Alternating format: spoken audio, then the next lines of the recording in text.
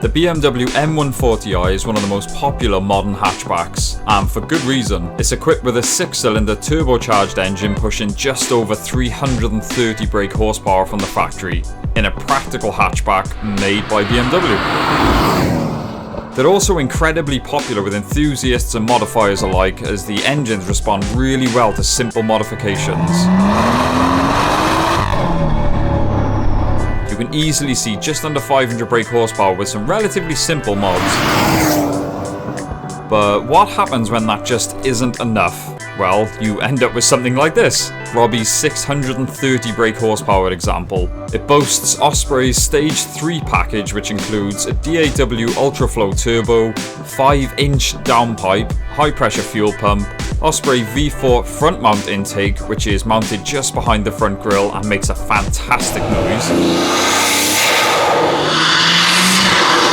as well as a myriad of other mods. I'll put the full list in the description. It usually runs 670 brake horsepower and 836 Newton meters of torque, but Robbie couldn't get enough ethanol in time, so we have to make do with 630.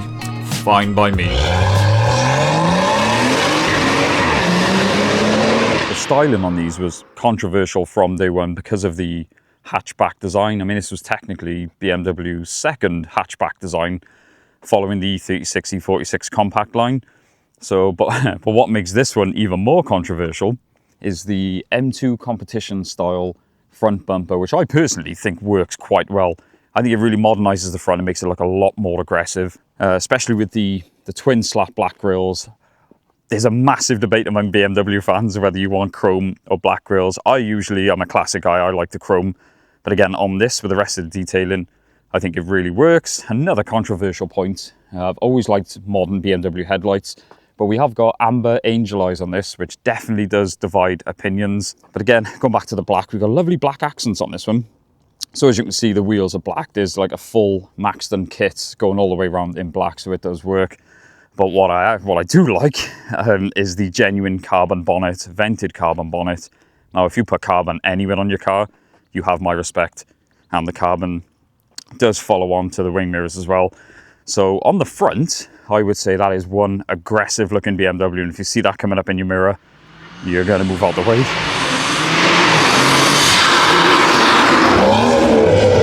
We are on 18-inch wheels with the massive M Performance brake calipers and J-hook, C-hook discs, depending on your orientation. One thing I am very curious for, Continental Sport Contact 7s. Now, I've always said, in general, I haven't had the best experience with Continentals, but the Sport Contact 7 seems to be transforming Continental's reputation. People almost comparing them to semi-slicks, and it's a road tyre. So with this amount of horsepower, 600 plus horsepower, I'm very curious to see how the rear wheels handle it, because bearing in mind the power is going to the rear wheels through an LSD, which is the biggest difference. When we featured Rocky's one a few months back, or a few years back now, it was an open diff and made it very squirrely. So I've heard mixed reviews on the LSD, so that I'm very curious for. But as we come down the side, like I said, the styling was always a bit controversial. Some people love them, some people really don't. The hatchback design, you can't deny it is practical, and it is definitely still a BMW. And as we come round to the rear, I really respect these D-badged it. So you could look at this and just be like, is it a 118D? Who knows? So the Maxton kit continues onto the rear, Scorpion exhaust, which sounds a lot better than I thought it would.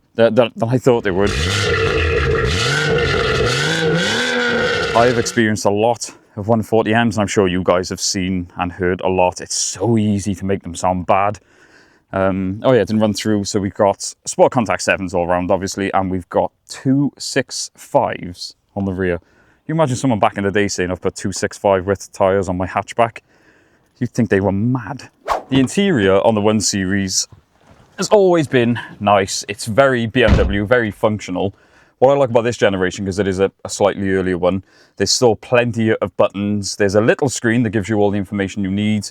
We've got plenty of buttons on the HVAC system, and I'm very grateful that today the aircon is actually working. So Robbie, thank you very, very much for that. The dials, again, are a perfect balance of digital and analog. And again, even switching into Sport, Sport Plus and things like that, because in this car really does make all the difference, especially through the mapping. It's literally just a button rather than going through screens and pressing this and that and then everything. The carbon wheel is a very nice touch. Again, it's easy to make these look tacky, but I think this works very well, and the feeling in your hand really does make a difference. And we got the extended carbon paddles as well. Mechanical handbrake, which I love. The boot, what he's done with the boot, the fact that it's got the cage and what I consider like a club sport spec, I think that's my favourite way to do an interior. But yeah, as we know, we're all pretty familiar with 1 Series, but what we're not familiar with is 600 odd horsepower, so let's get it out on the road.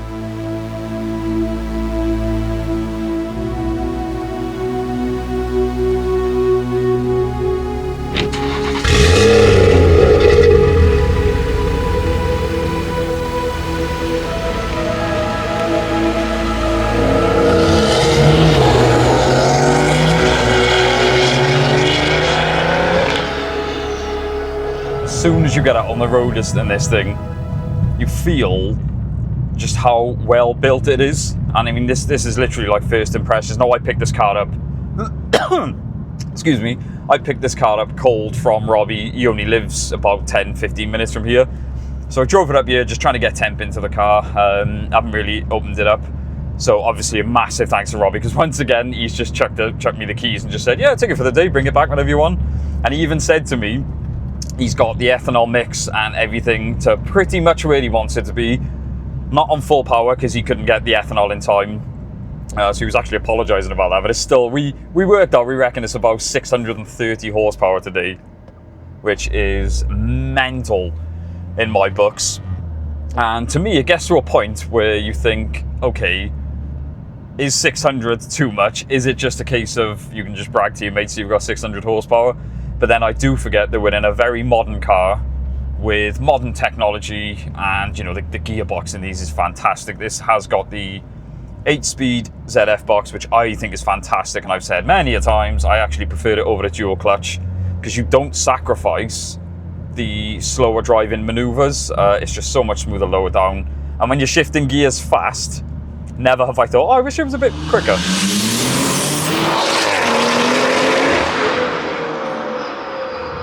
But anyway, we're driving normal as we always do. Obviously, everything, the steering feels incredibly sharp. So you're holding this beautiful steering wheel, just fits beautifully in your hands. But it's, even going slow, it's just very quick to react. Now, yesterday I was driving a Bentley Arnage T.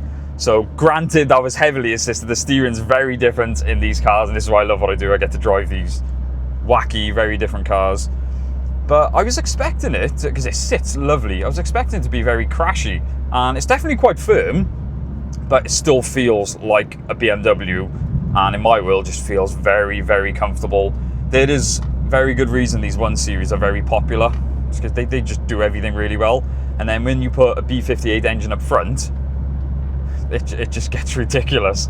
And when they're modified like this, like modified right, it already feels just fantastic. And like I said, the biggest curiosity for me is not only the 630 horsepower, which I'm very curious for, but it's how it puts it down with the limited slip differential in the rear, meaning the power goes to both wheels and not just one, which in the previous ones we've driven, they've had factory open diffs, which makes the car very skittish, and even more scary is more unpredictable.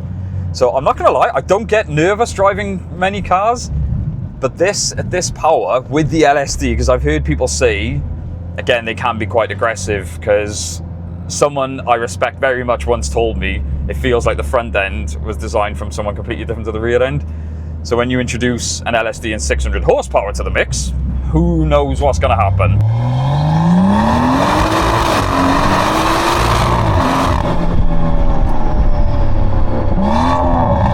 So coming up to our national speed limit bits now. I've got my big boy pants on, so it's in Sport Plus. Now, although it says the traction's off, I have learned that it keeps the traction on somewhat. So we're going to go from second and hold on for...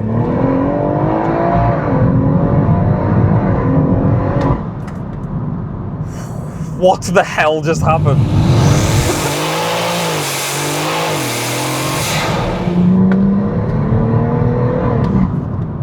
Jesus. So first of all, God, we're going in a straight line and that's got my heart racing. First of all, I want to try something. I'm going to do down the window. I don't know if this is going to help for your guys. audio, but that's the way that wastegate noise.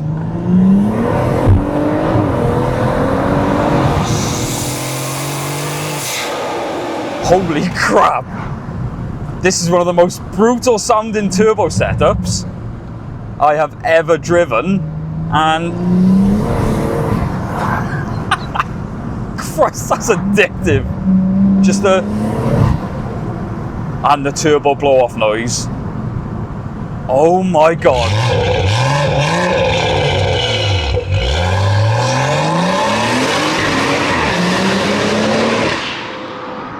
Alright, moment of truth. What's it like through some real corners? Back end kicked out lovely then, but again, completely controllable.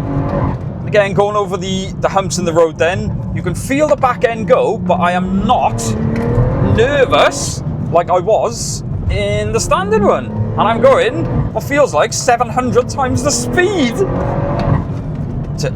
The grunt pulling you out of corners is absolutely